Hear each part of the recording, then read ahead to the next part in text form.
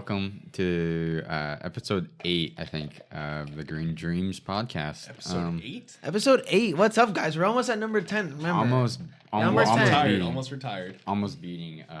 90% of podcasts fail before 10, so we can do this, guys. We're gonna be. We can do this. That team. We're on pace to hit 10 potentially next week if we run a double header next week. I think that's pushing it. So next week, we have 2 guests coming on. Not at the same time. It's just potential 2 guests. Imagine if they're both at the same time. Yeah. So we might have a Mike Williams, CPA, and then Jeff from the gym. Jeff from the immigration attorney. We don't know his last name. He's with the Department Immigration. of Defense. So stay tuned. Attorney, Stay tuned. so. You just have to get through these episodes so you can see some It's a little real rough content. now, but we'll have some great content soon. It's a little rough. Yeah. All right. Okay, so how's guys. you guys' weeks? What's going on? So first of all, I listed my second house today. Ooh, yes, Second. sir. All right. Nice. 3032 Rayford Street at Murray Hill. 3032. Let's pull it up. It's pretty close to here. Okay, so pictures very bad. I'm planning to get pictures this week. There's some 2016 pictures in there right now. So you guys take the pictures yourself, or you pay someone? Yes, because again, these aren't fancy. These are as-is properties. There's nothing crazy about it. I'm actually I'm gonna list a condo very soon, and it's the opposite. It has been renovated, new paint, new appliances, renovated bathroom and kitchen. So I'm actually planning to do professional photos for that one because it could definitely help sell the place for sure. Because it is a very nice condo, very close to right in the middle of Riverside, right in the juicy, really popping right part. Yeah. Very hot area right now. Oh yeah. Rayford Street. Oh, okay. It's I see literally- where yeah. it is. It's just It's more north of me, really. It's the Murray Hill. Yeah, Murray it's Hill right in one.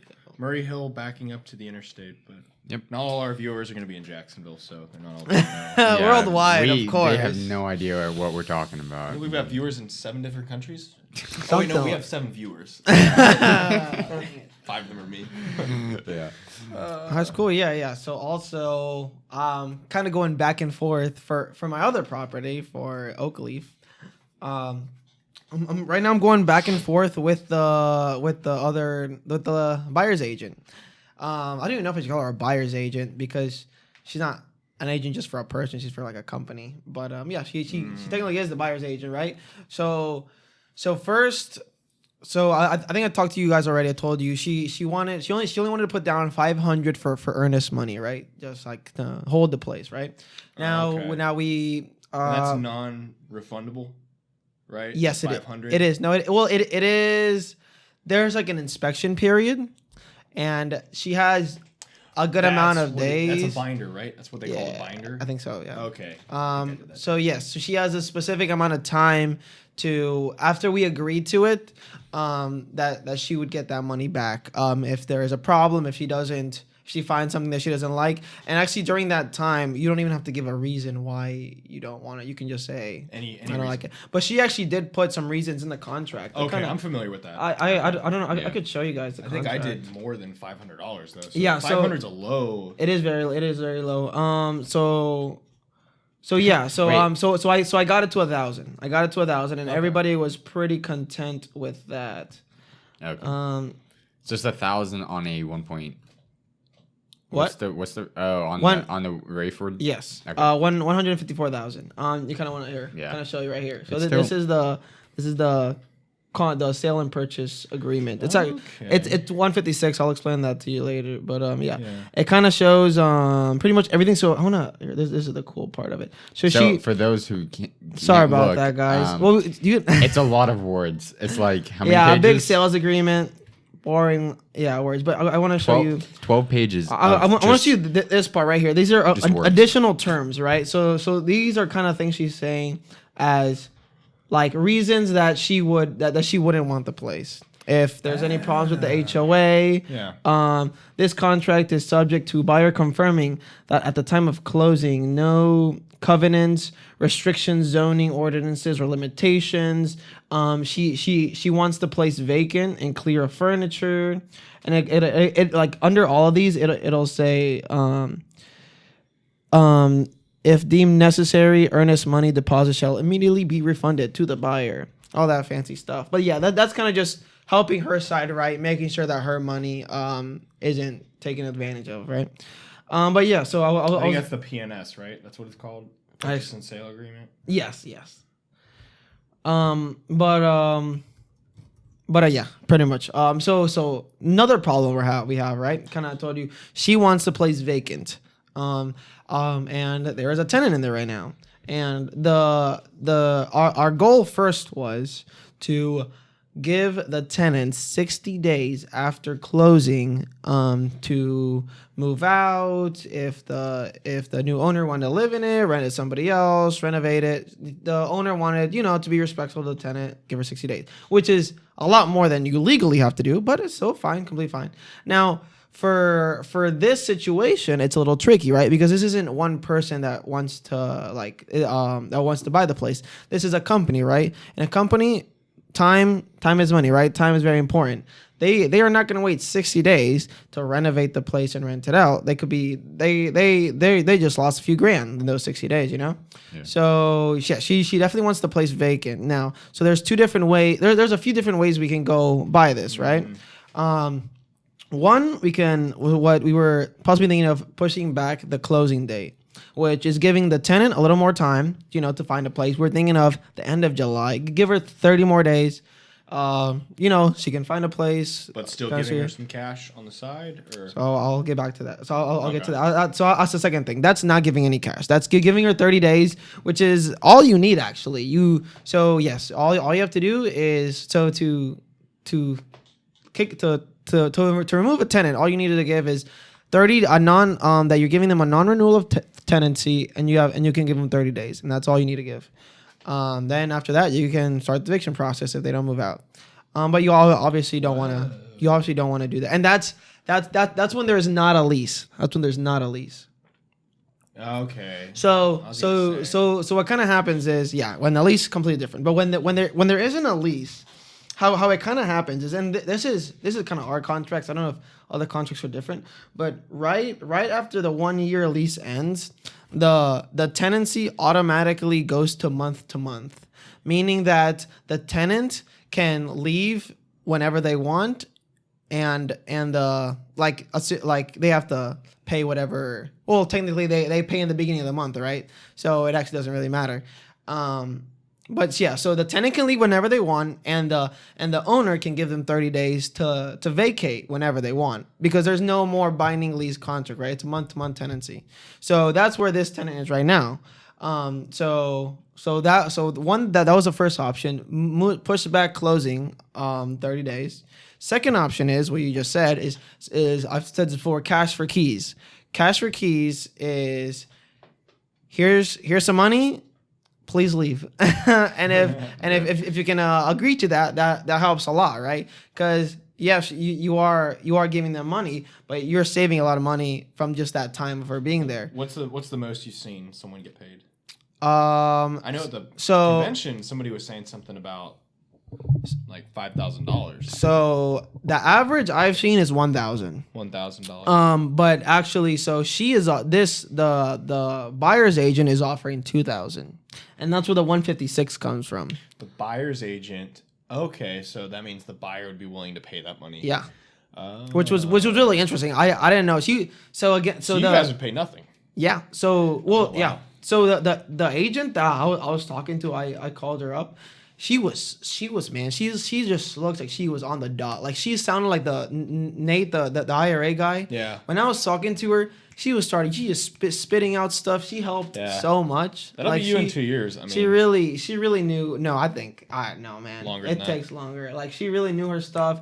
She got me emails quick. She was good at responding. And yeah, she was a big help. And so yeah, giving us, so first it was, this is actually the revised contract that is giving us the 1,000 earnest money, and instead of 154, she's giving us 156. But that extra 2,000 has to go to the tenant moving. So that was the second thing. The third possible kind of way we can go about this is like I told you the other day. So there obviously the owner isn't moving in. They're gonna be renting that place out anyways. So she was talking about how if the tenant were to apply through Second Avenue's property management, that she might able to keep the residency there. Which I don't know how possible that is. She talked to me a little bit about it, but she didn't sound too. She didn't know a lot about it because she's not in the property management side of it. But I mean that would be great. That would kind of help both sides. The only thing is that their rent is definitely going to be higher. This lady is paying like $700 to $750 something like that a month for a 3-2, which is insane. But That's so cheap. But I don't think the owner owes anything in the house, and she's chill, just probably. fine with it. Yeah. She's not. Oh wow, She straight up profit. No, yeah. So she's really fine with it. But then obviously a company that is managing hedge funds is definitely gonna want to keep the most profit. So they definitely would raise rent for. Wait, so let me ask you this: so when you guys get the offer, do you guys ever even know if the person buying it is going to be using it for renting or for homestead? Like, do you guys ever find that out, or is that even you guys' privilege? So that's a good question, and I actually didn't know that until actually. So do they have to say it off the bat? I don't tell you the truth. I don't know. I don't know if they have to say it. That's think it might be in here. I didn't. Only because, like, obviously, if they're buying it to live in it, that would narrow down two of the options. Yes. They're not going to be looking to rent it out, and they're not going to be looking to wait. So I know that in the sales agreement part, it says it asks if the seller is living in it or not living in it. If it's their current residency, but I don't know if you have to disclose that. It's got to say it in here if it does. Because I pulled up my purchase and sale agreement. I've got it pulled up right now, and there's a section where it makes you say what type of loan you're getting. Oh well, yeah, definitely the type of loan. And then I see the section where I remember making the contingencies, like you have to fix this pipe, you have to fix the area on the roof where there's a leak. So okay, remember conventional loans are different than cash. Yeah. So when you're paying all cash, you're allowed to jump through a lot of hoops a lot easier. Yeah. But then I actually don't know if she has to disclose if she's an investor or not or what that deal is. I obviously knew because I was the one who contacted them. Yeah. And their form even says Second Avenue on it, which I didn't even notice. So I guess they're not exactly they're not trying to hide it. And like when I talked to her about it, I was like, so how does your company work? And I was kind of scared that she wasn't gonna say that she wasn't allowed to or didn't want to say anything. But she was super open about she works for hedge funds. She knows what she can say. Yeah, exactly. So but she was super open about it and kind of explained to me kind of what she does and stuff like that, which is pretty cool. And like really interesting. And again, just more different jobs in real estate that I didn't even know existed, right? Like being an agent for a hedge fund that and it's crazy like how she's given some sort of money. Like I still don't even know half of what she does. And I think I'd love to talk to somebody like that, just like see again hedge other fund agent is what it sounds like. Yeah, something like that, which like I didn't even know that existed. Big money right there. Yeah, right? I feel like there's a lot of openings hiring. It might be called like a hedge fund manager. Maybe. For like a but small, I don't think I think like she's not the manager though. I feel like there's a lot of different avenues in a hedge fund. So like she probably maybe works for if they have a fund, like deals, it's a hedge fund. So there's no way she's a manager. She's that like kind of maybe like a property fund, maybe like a real estate fund that she's working with or something like that. But yeah, no. So now our kind of discussion is what are we gonna do with the tenant, right? Because if she says that the property management can't work, and there needs to be and she needs to vacate, then we need to schedule kind of a date on how are we gonna move the tenant out. Now, kind of funny thing is, right, which my partner was telling me about because she talked to the seller today, and after kind of talking about the offer is going to be all cash, we got this offer in, and then Brandon was telling her about she didn't want a tenant in there. Now that she's kind of seeing that she's about to complete the deal, she's kind of more towards the fact that let's get her out of here. I want to sell now. She kind of funny. Which he kind of told me this. Like she kind of changed her whole game plan from, oh, I want to give time for the tenant. She can move and everything.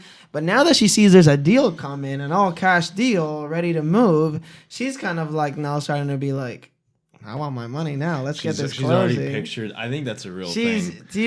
She's ready to go on vacation. She's ready, like she's got 2 properties. Is this her only? Oh, she has 2 properties. She got 2. She got both of these that I'm selling. This is a lot of money. Then this may be the first house she sold while owning another house at the same time. Exactly. So she's gonna be getting some good money here. So she's probably just ready to rake it in. Maybe go on a vacation. Bahamas, new car. Here we come. This is very interesting though. So basically what Steven's doing is he's helping the hedge funds take all of our real estate is what he's doing. Pretty much. He's welcoming them in. I mean, what hedge fund did you say she's with? Can you say it?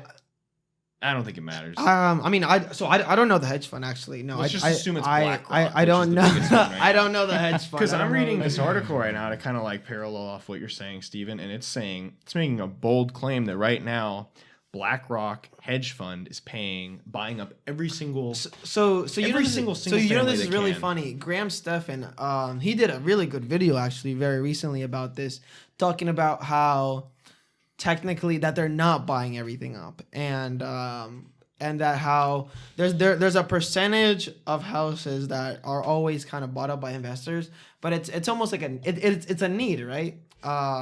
People need houses to rent, right? And sometimes just people like small landlords isn't gonna keep the supply up. Like even right now, right? We need a lot of houses for rent here. A bunch of people coming here that don't want to rent, that are coming here for the first year. They want to see how things go. They're from California, New York, all these other states. They rather just got a job. They're kind of too scared to just, well, first of all, you can't buy right now. It's insane to buy. Yeah. And then so it's like. But that begs the question that companies like BlackRock are the only ones that can afford to buy. Because you see what I'm saying? They have assets under management that completely aren't even the same level. So it's funny. So we have. That's the worry. But But like think about it, like these companies at the same time, they do have more money obviously, but they don't want to buy these houses expensive either, because they know, like say they buy 10 houses overpriced, then in a year the market crashes, like they're skewed at the same time. It's not like they're playing us. Yeah, so it's like, I mean, they do have a little more money, but at the same time they're in the same boat that like houses are expensive right now, and it's getting harder for everybody to buy, including them. Yeah. But then, kind of what I was going back to what I was saying is, we need more houses to rent, and they are an important part of the real estate market, and we do need them, and we definitely don't need them to take up every single house, and monopolize like the real estate market. But at the same time, yes, we do need a good system to where like companies like JWB and like bigger companies like that have. I think if anything, like the positive side of this, and this is where it goes into Aaron's category with the larger scale investing in stocks. If BlackRock is buying houses as a vehicle for a long-term investment, that's a good sign. Yeah, that houses are going to continue to appreciate in value, and they're not worried at all. They're not worried. Why would they be worried? They're like, honestly, the hedge funds beat us in every way with the brain power they have, the assets under management they have. So I think in general, it's just maybe there's a slight tick in the amount they are buying. But even then, that's just another thing that shows you the housing market is not going to crash anytime soon, especially since you're seeing a lack of supply, an increase in buying from the hedge funds, which is the smartest of the smart. And I mean, I think, and then like what Steven's talking about right now, he's literally working with a hedge fund. They basically control it. They basically, like all the hedge funds basically control the market basically. I think what Steven was saying though, hedge funds do not own the majority. They own, and you don't need the majority to control it. Mm-hmm. But the hedge funds, I'm reading here, there's 83 million single-family homes in the United States, and this is updated to 2019, so I don't know, maybe there's 90 million now. And it's saying one of the larger ones, Invitation Homes, owns only 80,000 homes. So I know there's a lot of hedge funds out there. Let me see if I can find some data on BlackRock, because we're just going to assume the lady Steven's working with works for BlackRock. I have no clue. I might be able to find out, but I don't want to get into that. But damn, you should really watch that video. And I forgot he really talked a lot about hedge funds and kind of what's going on. Like, yeah, again, like why they all these freaking hedge funds are buying up everything. There should be more rules and all that. It kind of explains like Take a guess. I think. Oh, how many homes they own? I know 83 million homes in the United States, single family. 100,000. How many do you think BlackRock owns? There's BlackRock 83 is million? the largest hedge fund in the United States. There's 83 million. Jesus. What was that 80,000 number that you threw out 80,000 before? was Invitation Homes, which is another one of the larger players. Okay. BlackRock's bigger than them. 500,000. 500,000. I have no idea. Probably like 150. I would say. 300,000. They only own 300,000. I mean, that's a lot of houses, but that's how many are? 0.6%. Yeah, most how much investors own like 1 to 3 houses, stuff like that. It's nothing. I think it could look bad, like Aaron's saying, like they only own less than 1% of all the houses, but if they choose to buy up an entire neighborhood, people get the whoa, wait a minute, the hedge funds. So this was kind of funny. This was exactly what Grant Stephen was talking about. There was a neighborhood made, completely made, and all the houses in the neighborhood were rented out by a hedge fund. So everybody was pissed that nobody was able to buy the houses, and that then the hedge fund just got it, and they're all being sold for rent. They're all like copy houses, stuff like that. But what actually happened was there was a very big need in that community for houses, and the builder had already made the houses for the hedge fund to buy. Wow. So, but like everybody just caught like in the news, like the Twitter news. Oh wow, the hedge fund is just taking all the houses. Like what the hell? There was like a really big need, and that's why it kind of happened. But yeah, like there's definitely ways. Like I'm again not just in the hedge fund side. Like, do they do sketchy stuff? Possibly, and like that could hurt like single family. Here's another interesting thing from swfinstitute.org. It's saying they're calculating there's 128 million households, and this is supposed to be more up to date. And they're saying that out of the investor portion of all these houses, the institutional owners, which you would call like the companies, the hedge funds, the larger companies that buy up the houses, they own just 300,000 of the 16.2 million homes. That's really not a lot at all. Yeah, it really. Yeah. I mean, I could see how that could double in the next year. I could see that. I mean, I don't think it would double. I don't know. I mean, real estate. To be honest, you never know. So right now, I mean, what was it last year? I have no idea what it was last year. I'm kind of just looking this up as we go, but it's definitely on the uprise, and that's why everyone's scared about it. But I also think it's interesting. There's a hedge fund called BlackRock, and then there's a hedge fund called Blackstone. They all got those. Yeah, it's all those fancy. You got Vanguard. I'm familiar with that one. I'm invested in that one. Well, anyway, Steven, it sounds like you have some interesting stuff going on. Yeah, You're for helping sure. the hedge funds out, and that's great. Keep pumping them out, Steven. Yeah. You got small business owners across the table from you that you're stealing from the us individual from guys. Invest in notes. A great time to invest in notes. Real estate notes, Fundrise, like Jeff is doing. What percentage return can I get from a note? I have no clue, but I've heard they're good, right? I can probably get more from the stock market. I have no clue. At this time, maybe. I have some not real estate in Acorns too, which is doing pretty good. But yeah, so for my side of work, yeah, so that's kind of what I'm doing in sales.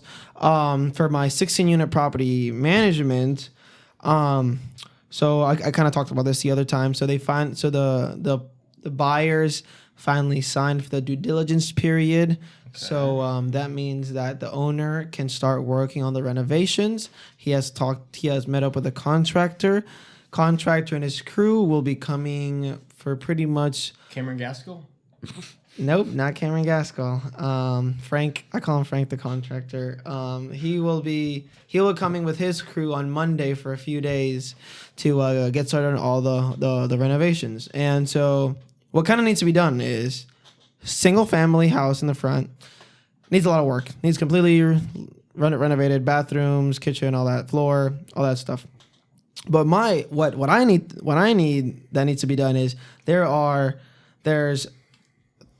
there's 4 units that need work. And what I'm kind of telling Mike is, hey man, let's get these units ready and rented out first, so I can get people in them, right? Get people in them that will first make him money for a few days, for a few months, right? Absolutely. Until the closing is done, and like it'll just look better to the buyers, look better for everybody, right? So yeah, I can definitely, it's like, again, like the rental market is crazy. I have one that needs just like few windows, and they can crank this stuff out pretty quickly. Really, like, just nothing major, all interior things, new paint, windows, doors, kind of things like that, sinks, which is stuff that they can crank out pretty fast. I need like big. There's one, the crack house that has a bunch of cleaning. Apparently, so what I kind of told you this before, that we're getting a tenant that is very behind on rent to clean out the units that have a bunch of trash in them, to kind of clear his debt. The rollout, the big what's it called? Thing to put all the trash in outside, big trash can thing. Dumpster. Basically, the dumpster. They're putting in a new like a really big one on Friday, so he can start doing that. And once he starts doing that, the contractors can start getting in there, and then I'll have 3 units when those are ready, that I can list and get them ready to go and get tenants in them. And yeah, that'll help me. That'll help the owner, and that'll help the new buyers. It'll even look appealing to their financing, because what I remember them saying is that for them to get the financing to buy the place, there can only be 3 vacancies. And right now we're pretty much at that, because the bank wants to make sure that there's tenants in that the place is profiting money, right. So they have enough money to pay the bank, right? So it really helps everybody. So 18% vacancy. Pretty much. I see. So I guess they view 4 more vacancies puts you in a category where it's just, this is not a consistently returning. Yeah, exactly. Asset. Like, it might be 20%, because if you do 4 vacancies, then that's a 25%. Maybe something like that. But yeah, so again, like, getting the units renovated first and me putting tenants in there will help everybody, and then he can tackle a single family that needs a lot of work, and go for that. But yeah, that's kind of what I'm dealing with. So here's my funny story. A lot of things are breaking in the property, and since the contractor is ready to go is scheduled for next Monday, he doesn't want to send people this week. Which is a problem for me, because I'm getting calls like every single day that this is broken, and this is broken. And kind of the shitty part of being a property manager is people get mad at me for the maintenance not being fixed on time, even though I have no control in getting I'll send in the work order, but if the contractor isn't gonna go and the owner doesn't want, is that's the only one the owner is working with, and I can't really do much. So it's kind of, I think most of the time, traditions, we have more choosing of the contractor, but since the owner has his own guys, he's kind of more in charge of that. So it's even harder for me to kind of manage the contractor side, since I don't even know him that well, right? And he doesn't know traditions that well either. So what exactly is the relationship between you and the contractor? If it's just a friend of the owner's, let's say. I have his phone number, and I text him when I need stuff. But like, they do a lot of the planning, a lot of the what needs to be done, a lot about the timeline for everything. So so I have to tell Mike, hey, we have to do the units first, and then the single family. Who's Mike, the owner? That's the owner. Okay. Because like, it's his word. It's his word over mine. Now, obviously, it always is the owner's word, but like him, it's just not always where the owner happens to know the contractor. Exactly. Yeah, so like he's basically doing your job for you. Yeah, he is, but it's a good thing and a bad thing. Like, because now you have to get you still have to be integrated in that process. Yeah, exactly. Which is hard because like sometimes like so they were doing the planning for. Sometimes you're unsure about certain. Exactly. Things. Yeah. There's some stuff that I don't know. Like some people were asking me about the plumbing. There was some problem like which units were renovated. That's what the new owner was telling me. Was asking me questions. I was like, man, I don't know. Mike's in charge of that. So it's like preserving past relationships. Yeah, exactly. So like for this when the new buyers buy the place, we're gonna have our contractor that a lot of people in our brokerage use. He's gonna be kind of the one taking care of it. It's gonna be Dan, the contractor now, and like that'll be a lot less. That like everything is gonna go through me, right? Like whatever. Like I'll be talking to the owner will have no idea like who the contractor is. Right. You know what I mean? You'll be doing more of your job. Yes, which is good and bad. But yeah, so kind of the problem is this week I had a unit with no hot water, a unit that the stove is broken, and a unit where the windows aren't opening. And I'm calling the contractor, not picking up, not answering my text. So these 3 people are getting mad at me, and it's like I can't do anything, man. And it sucks, right? Because like this person needs to use their stove, right? And it's not good. It's not good for the tenants either. Like I feel for them at the same time. Like I can't imagine like if your stove needed to be not having a stove for a few days, that could definitely hurt you as well. Definitely feel for them as well. But again, it's like you can't get mad at me because I gave the information, but I can't tell you. It's kind of funny. So the story is the guy with the water heater. He sent me this humongous paragraph about like just pretty much the water heater isn't working. But super detailed, blah blah blah. And then I give him like a short response, like I will let maintenance know. But then he was like, "Who's the maintenance? What's the email? Blah blah blah." So he called the office and asked that he wanted like the maintenance email and like to put a work order in or something. But there actually is a way through traditions to put in a work order through our website. But the funny thing is that doesn't, like, one, nobody uses it, and 2, it takes even longer for the work order to process. Because so what kind of happens is you send an email to info@traditionsjacks, and that email is sent to our property management coordinator, I guess, and then she will put whatever they say into Buildium, the property management software, where I would see, which is what's it called? Buildium? Yeah, that's the property management software. Yeah. But so yeah, again, like, is the coordinator like an hourly person? Salary? Yes, they are. No sales. They do sales as well. Really? But like, so yeah, so yes, I don't know if she's exactly. Yeah, I mean she's in there a lot, like pretty much every day. Okay, so and is paid. And she has a salary for sure. So her job is she's also an agent. She's also a property manager. But she wanted that more secure job as well. So I get it. Okay, I get it. So she is also the property management coordinator, I guess you could call her. And then so she kind of handles how the billing goes, rent, and all that stuff. But then so what my point is that guy did all that work to try to get that email, to send that work order in and everything like that, where that was completely useless. Because that one, I already got the information, right? Him doing that isn't gonna get to anywhere. Right? It's kind of just a loop back to you. Yeah, basically. Exactly. Which and when it was kind of funny too, because when he was like texting me that he did all that, the guy had already gone and checked out the water heater. So he's more so being like, hey, just a heads up, this is what we already did.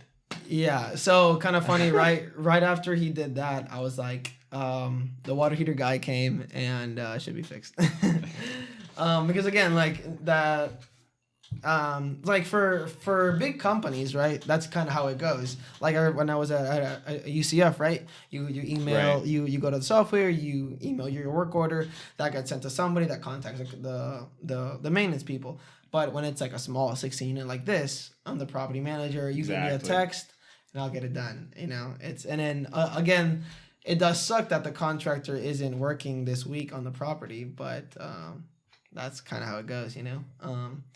Well, I want to kind of loop back around to like what you're saying. So you're describing the coordinator position. So something we were talking about after last podcast was the amount of work Steven has to put in as like a newbie in this industry and what he returns from it, like what his hourly is. So like Steven's obviously 21 years old, just getting into the game, has to form all these connections off the start. And some of like his progress so far is working with other more experienced agents and them cutting him in. So like Steven, if you were like talking directly to someone that's like 17, 18, 19 that's in high school and they're just getting out of it and they think they might want to do property management, like what would you say to them as far as what type of hourly wage to expect or like what type of money to expect from the start? As a property manager. And you can get as specific as you want, but as like making your way in as the game, as a straight up just property manager or kind of like me. What you do, yeah, what you do. So Because that's what you can best describe. Yes. So I don't think a lot of realtors are realtors and a lot of property managers are just property managers. It's usually not a lot. There's both. Yes. And there's a lot of companies that don't even allow you to do both. Kind of like Watson, they don't allow. There's a property management side and there's a realtor side. They don't allow you to do both. So it is kind of interesting. There's so many ways to be a property manager, and the big question is I am definitely not qualified to answer that question because I really have no idea how kind of property manager, and I've been trying to find out this question like to see like how I want to be a property manager, and the more I am working as being a property manager, I don't really like it that much, and I don't think that is a good job like to have, and again I really don't know. So the thing is, if you are the head of a property management team in a 200 unit property, that might make you $60,000 to $80,000 a year. Just bad. And like by just being on the desk managing this whole team. Now, kind of doing what I'm doing as managing small rentals like this, kind of on my own, a company getting a split of it. So again, because that property manager that leads a team is a salaried worker, and most property managers are salaried. Yes. So it's really interesting. Maybe if I did property management myself, like if I was a broker and I was able to do my own property management like without standalone. Without traditions, I think that would make a lot more money for sure because they're definitely getting a big cut. But to my knowledge right now, I do not think it is a good long-time job. And like kind of what I was looking at. Because like first I thought it was pretty cool. But like, yes, kind of my job, answering calls about stupid little things. And the thing is, you're on call 24/7, 365 days a week. If you're at a New Year's party and it's 11:58, you're gonna get you're obviously you're gonna get that call, and then, you're gonna be the toilet guy. Yeah. So, but it's like, and then, but at the same time, it's like you're definitely not gonna get a response at that time. Like no matter what, you're probably not gonna get an answer from me. And even say if you own your own home, you're not gonna get somebody to fix your toilet at 11:59 on New Year's Eve. Either way, right? Yeah. You have business hours. Yes, exactly. So it's like at one point, it's like. You're not gonna leave the party to call the plumber because the plumber is having a New Year's Eve party at the same time, right? But you do have to be aware as if you're on a Sunday and you're at the movies and you get a call to that there is a problem, something's leaking.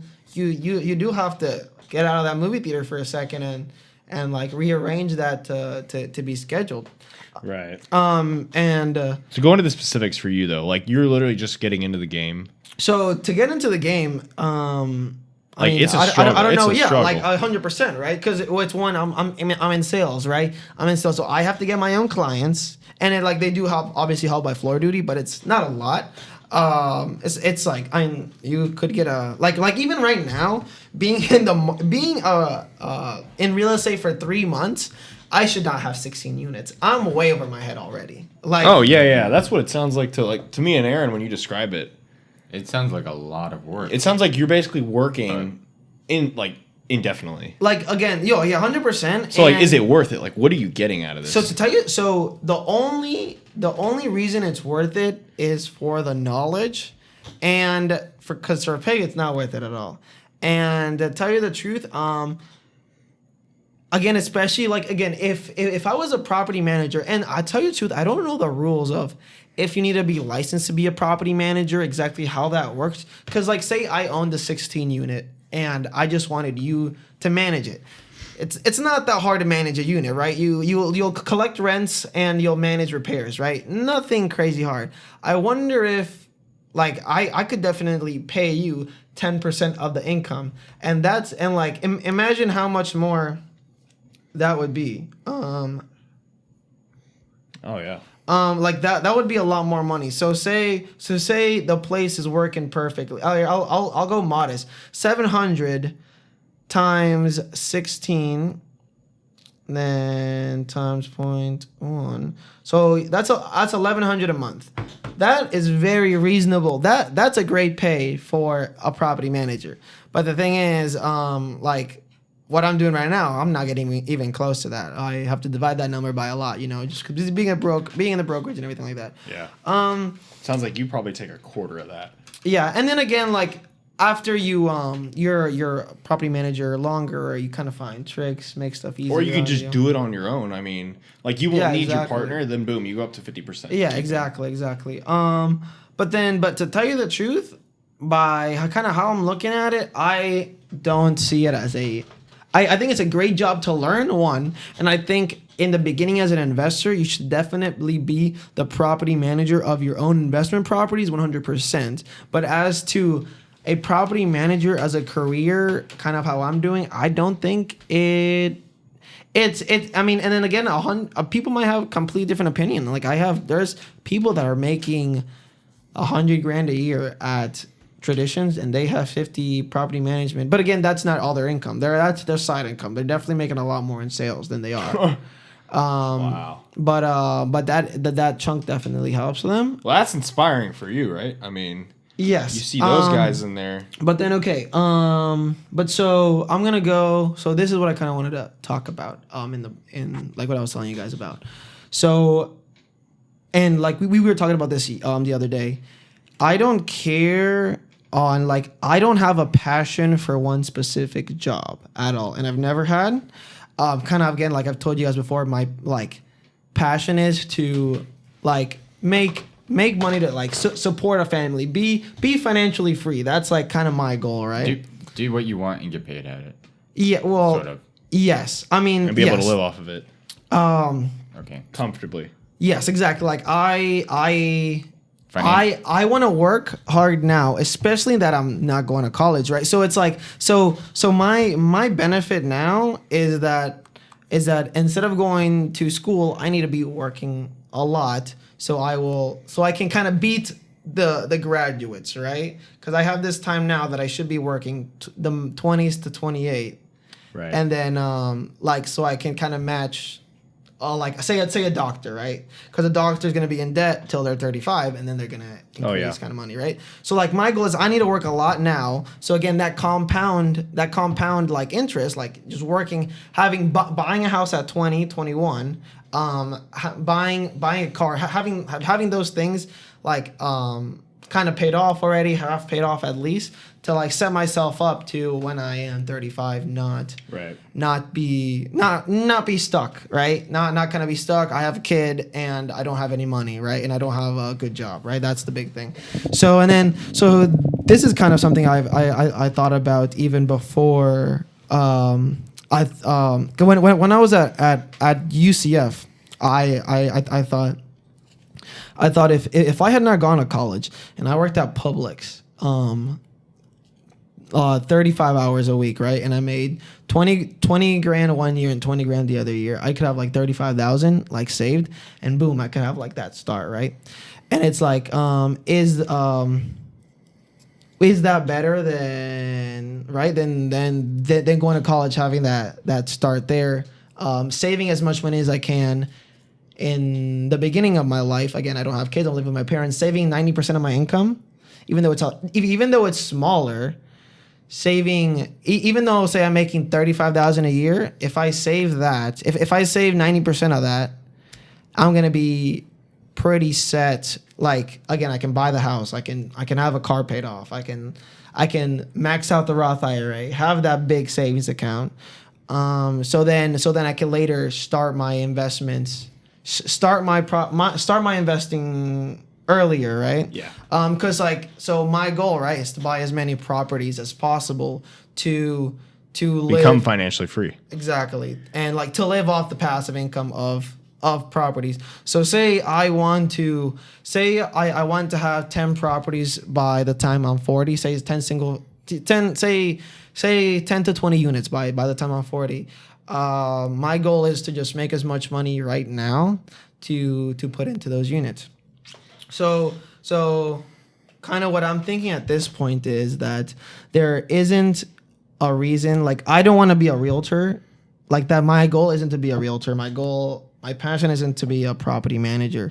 So I'm kind of thinking about putting like 100% doing it, but doing it more part-time and kind of looking for that 40-hour job and doing cash cow of a job. Yes. Because so again, so I am in like the first 2 months of the job, I was working say 40 hours a week, kind of because I didn't know everything, right? But at this point, I know all the systems and I know how everything works.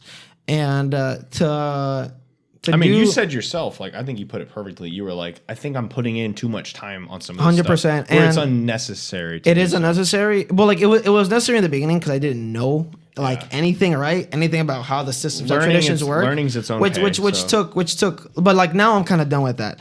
And so I was talking to another agent there that is in kind of the same boat I am. He's been in traditions for almost a year now, and he says he works about 15 hours a week in real estate. Has he told you what he makes? He doesn't make a lot, I'll tell you that for sure. But he's but 15 hours a week. So like 30,000. That's not bad at all. I mean, that's 15 hours. 25 to 30. Yeah, closer to 70 a year. So it's like so again, it's like I can definitely manage the property. Like by not even going to the property, which I do too much already. Yeah.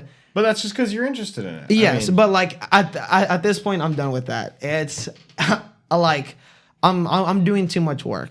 You probably are. I mean, and it like the other day I was like cleaning like there needed to be something small done that like say like a few things needed to be moved from one unit to like to the storage unit, and I kind of like am thinking like while I'm doing it, the time to drive here, the time I did that, you moved it yourself and everything, yes, and because like, and I kind of put myself in that spot at the same time, but yeah, again, like I am putting too many hours to what I'm making, like 100%, and so would you have to move? It was like there was a faucet. No, the maintenance people forgot to they replaced the sink. Okay. But they left the old sink in the bathroom. So was it on you? You were supposed to tell them to remove it. I mean, they're just idiots. They should have known, but they should have obviously not left it there. Yeah. But yeah, like I did it just to like say, screw it. The tenant is moving in today. Let me just do it real quick. But it's like I can't. That's not worth my time. And again, I don't want to be a property manager for the rest of my life, and I don't want to be for other people, right? Yeah. And I don't want to be a realtor. So I think I'm kind of like and again like I've been in Jacksonville for 3 months, and I'm not making the money I want to be making to buy a house in a year. And so you're making adjustments. So it's like, so yeah, exactly. I'm making adjustments, and it's like, and it's 100% like a good thing, right? And again, like I'm glad I'm glad I found this out now. I still like being like and doing like these small things like this, like partnering with Brandon to like sell a house and like doing this property management. Totally cool with doing, but it's definitely the time that it's gonna take me to say make 40,000 in traditions is gonna be a few years. It sounds like to me you need to be shadowing the guy that was working 15 hours a week. Because that would set you up well. But I don't. Yeah, but to throw another job in there, it's like yes. Well, so I know how to do it now. No, I know what I was doing wrong. I know exactly why I was working 40 hours and how I should be, how I should be, why I shouldn't be, and how to do that. Yeah. And like I even did it today, man. I finished all my work in like 2 hours, and then I actually was stuck there, and it was doing nothing. So when you say stuck there, you have to be there. So for my floor shift, so it's kind of funny. So what I usually do, and this is because in the beginning I didn't know how to do anything, so I had to ask a lot of questions to do stuff. So I'd stay there for like my floor shift is 2 hours, but I used to come like 4 hours early to get all my work done, to like again, like I didn't know how the processes work. I would have to call more people, call this and that. But today, I went 4 hours early and finished in 2 hours. I know so the systems now. The 2 hours. I know the systems now. I know how everything works, and I do not have to be and I can do 90%, 95% of my job at home. And so it's like, yes, I can 100. Right on that laptop. Yeah, one right on the laptop. Literally, most of it even on my phone. That's interesting. So it's like I am at this point. I think I want the W-2 40-hour job to get me that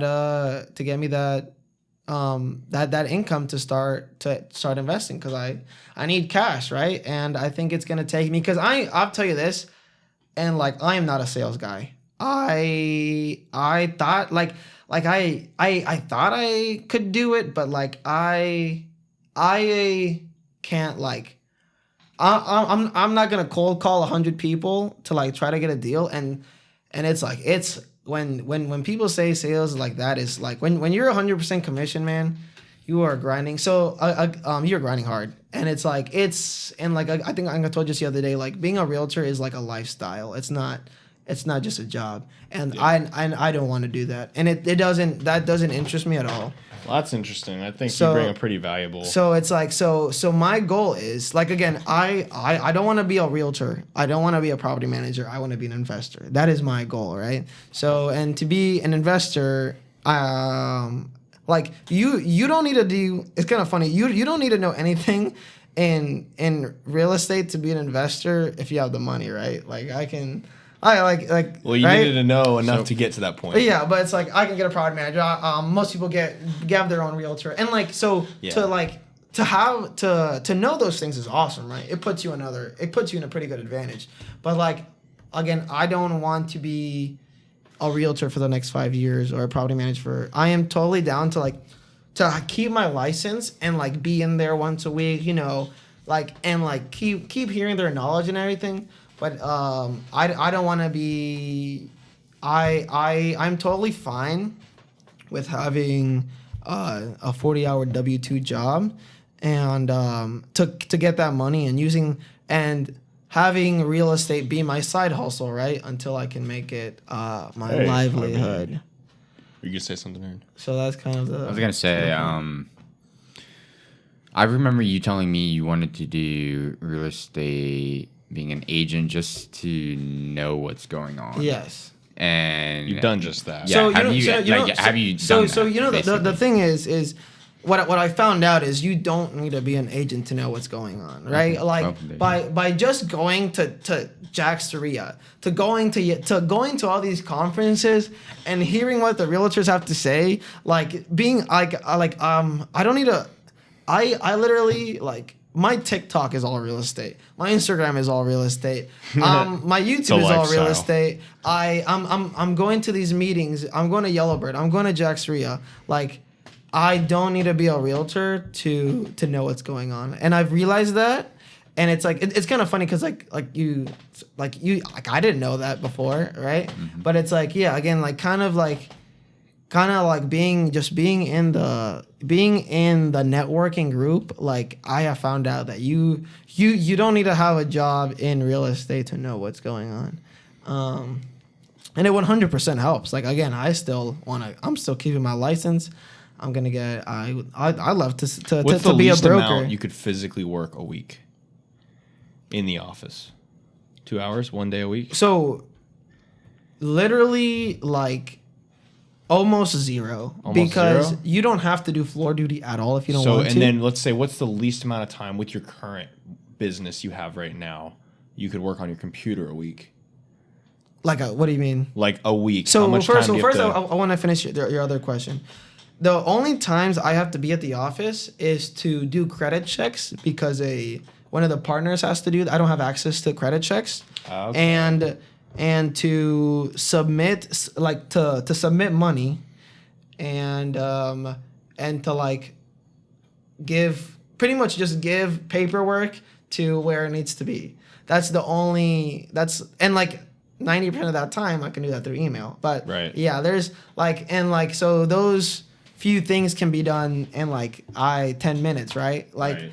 I don't have to be at the office basically at all if I didn't want to. Is there always a partner at the office? Most of the time, yeah. Okay. And what's the least amount of time you get spent on the computer a week? I'm just trying to rationalize. The least amount of time? Like, let's say I wanted to do property management. I'm young. I'm your age too. I want to do it as a side hustle. Obviously, it's going to take some upfront investment with time learning it. But what's the lowest amount of time you could spend per week? Even with this 16 unit account you have. So working at Traditions or being a property manager? So it's like, again, like I think I don't know how other property managers work. But for you. For me, like how many hours like on the computer I need? Oh, it's like it doesn't the reason the reason the 16 unit is so much work is because it was in shitty condition. Like the average property I should be doing 80% less work than this one. Okay, so you're talking like an hour, 2 hours. Yeah, again, week. like so. It's just this has so I don't have to do anything with the rents. The only thing I have to do with the rents basically is on the third of the month make sure everyone pays, because I don't have to receive. I don't pick up any rent checks, and I don't have to put any into any system. I don't have to cash any. That is done all through their software and through the accounting staff. I don't have to do anything. The only thing I have to do is call somebody if they don't pay to see what's going on, and then if somebody calls for maintenance, call the maintenance people. So I think I can lower my the time I'm working to cut by 90%, and that's kind of what I'm seeing now. Is especially if I work I'm just focused right for an hour or two, because again it's I'm sitting there. There's no manager telling me to hurry up, do this, right? I can do whatever I want. You have complete autonomy. Yeah, exactly. But say I needed to get to work at 9 o'clock, then I bust it out at 7 o'clock in 1 hour, and then I'd be good. You know what I mean? So, so that's kind of where I am right now. Again, just keep. I'm just kind of seeing how everything. I don't know. So I've been in Jacksonville for 3 months now. I'm kind of just scoping everything out. Taking a step back and reviewing the past 3 months. What am I doing? What am I doing that I know that I don't need to be doing? What am I doing that I need to be doing? And to set up myself for success. That's kind of what I'm doing right now. Well, that was a solid hour of how Steven's week has been. That was just basically all Steven for a solid hour.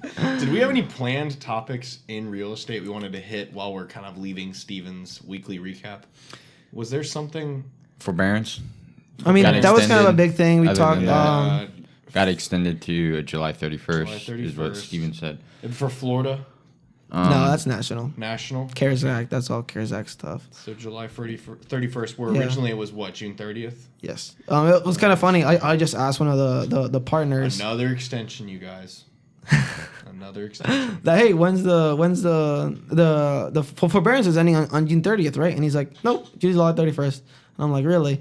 And I was looking through Google, and most of them still said June 30th until you click on news and like really see and that it I think it changed like a few days ago. Like they just passed it, and it's very normal for the government to do it at the last minute. yeah, that was a day ago. As we just saw with kind of Juneteenth and the federal holiday announcement. But yeah. Interesting. That's how my kind of recap goes. I'm thinking a lot. So I got another thing. I'm finally selling the car in my backyard. Really? Okay, It's finally. So we had a car in the backyard. It's a like 1957 Bentley. It was my dad's, and then we're just trying to get it out of the backyard. And this guy is buying it from the UK, and it's been almost, I think, like 8 months of just trying to like, you know, COVID, all of this other stuff. How did this UK guy know about the car? You know, Facebook. I put it up on Facebook, Really? and he's just looking over at Big the baller. US. is it you're selling it as is? Is it run at all? Is it As is, but I condition? did have to replace a tire that was flat. I mean, like, you have to get it up to roll it up on a trailer, and Yeah. like that's one of those things. But yeah, it was just me get 8 months because I was at school in Tampa, and then just trying to figure out how to do like all of that long distance. Like, So you just fixing put it up, on basically. Facebook Marketplace? Yeah. And so I finally basically asked them, all right, you need to get it out of our backyard by by end of summer. Good. So he got that rolling in like a week probably. And so next week I'm meeting with the guy that's taking it away. Is this the car? So yes, but Dang. it's a little bit more Rugged. beat up. Yeah. Okay, yeah. Yeah. Dang, that's a. So did your dad have that as just like a cool antique car? Yeah. We also have another old car, that's but pretty yeah, cool. he did fix up old cars. Oh, I but know. it I've just been had hearing that- about the Bentley for like months now. Yeah. So this we're is trying to So hopefully work it in gets, progress. so right I'm here. I'm curious, man. What's the price looking on something like that it's only going for like 5,000, I think. But the thing Or is, like, 4,000 for like bad condition? but what bad the guy's probably gonna condition, do yeah. with it, he's probably gonna like fix it up, right? Yeah, he's planning on keeping it, fixing it up. Is he shipping it to the UK? Yes. Right? Yeah. Oh, and another thing is that I don't know what to do about the title. Ooh, that's Title transfer. Do you Because- so?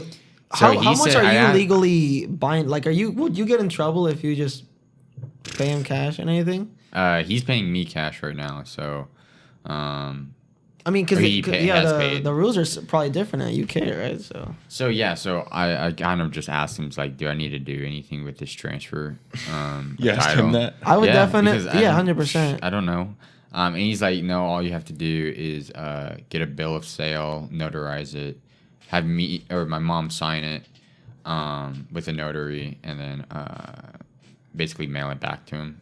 And so, but I'm still gonna call the DMV and verify all of that. 100%. Yeah. Fun fact: at the beginning of COVID, notaries are now legally able to do it online. They're legally allowed to notarize How stuff about that? on the internet. What, like over Zoom? I don't know the details. I know that notaries are allowed to sign things, are allowed to notarize online now.